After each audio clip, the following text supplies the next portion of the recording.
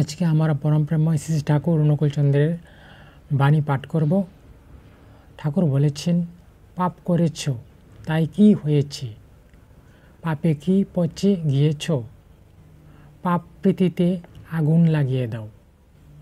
পাপের সঙ্গে পীড়িত করেছিলে, ওই পীড়িতটুকু পুড়িয়ে ফেলতে পারলেই তো নিষ্পাপ। কীর্তনের আগুন জ্বালো, সুনাই খাদ দিয়েছে, পুড়ে আবার খাঁটি হবে। শ্রী ঠাকুর অনুকূলচন্দ্র। ঠাকুর আরেকটা বাণী, ঠাকুর বলেছেন, গুরু ভক্তি থেকেই মানুষ মঙ্গলের অধিকারী হয়। ওই গুরুকেই ইষ্ট বলে। ইষ্ট মানে মঙ্গল, অর্থাৎ গুরুকে অনুসরণ করলেই মানুষের মঙ্গল আসে। আর এই অনুসরণের পন্থাই হচ্ছে জয়ন যাজন ইষ্টবৃত্তি। আমরা ঠাকুর বলেছেন যে গুরুভক্তি থেকে আমরা মঙ্গলের অধিকারী হই। তাহলে আমরা দীক্ষা নিয়েও ঠাকুরের যজন যাজন ইষ্টবৃত্তি সবাই করছি না ঠিকভাবে। তার কারণে আমরা মঙ্গলের অধিকারী হতে পারছি না এবং ঠাকুর কৃপা লাভ করতে পারছি না। তো আমরা যত সৎসঙ্গী আছে সকলের নিত্য প্রয়োজনীয় যে যজন যাজন ইষ্টবৃত্তি চালিয়ে যাওয়া। ঠাকুর বলেছেন, যজন যাজন ইষ্টবৃত্তি করলে কাটে মহাবৃত্তি। আমরা বুঝতে পারি না ঠাকুর যে স্বয়ং যে পুরুষোত্তম, কারণ উনি যুগে যুগে আসেন। রাম রূপে আসেন, কৃষ্ণ রূপে আসেন, বা শ্রী ভগবান রামকৃষ্ণ রূপে এসেছেন তিনি, সে একজনই। তারপর চৈতন্য মহাপ্রভু রূপে এসেছেন, এখন শ্রী ঠাকুর অনুকূলচন্দ্র রূপে এসেছেন। কিন্তু আমরা সবাই বুঝতে পারি না। কিন্তু আমরা যদি ঠাকুরকে অনুসরণ করি এবং ঠাকুর বিভিন্ন বাণী পড়ি এবং তার থেকে কৃপা লাভ করি, তখন বুঝতে পারবো যে উনি যে স্বয়ং ঈশ্বর অবতার নিয়েছেন।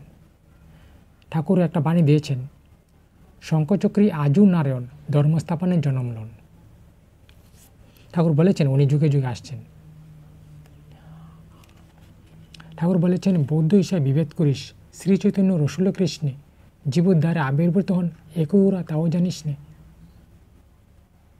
উনি যুগে যুগে আসেন। শ্রী চৈতন্যই ঠাকুর অনুকূলচন্দ্র, উনি একই। ঠাকুর আরেকটা বাণী আমরা একটা কথা জানবো। শ্রী ঠাকুর আমাদের বলেছেন সবাইকে নিয়মিতভাবে তক্রু খাওয়ার জন্য। সেটা কি জানবো। শ্রী ঠাকুর আমাদের সবাইকে নিয়মিতভাবে তক্রু খেতে বলেছেন। ওতে নাকি মস্তিষ্ক স্নায়ু হাড় খুব ভালো থাকে। নিয়মিত খেলে অসুখ বিসুখ কম হয়। এ অমৃতের মতো। দেবতাদের যেমন অমৃত, মানুষের পক্ষে তক্রু তাই। তক্রু করতে হয় 3 ভাগ দই ও 1 ভাগ জল একত্রে মিশিয়ে ঘেটে ননিটা তুলে ফেলে দিতে হয়। সেভাবে তক্রু করে খেলে আমাদের মস্তিষ্ক হাড় ও স্নায়ু ভালো থাকে।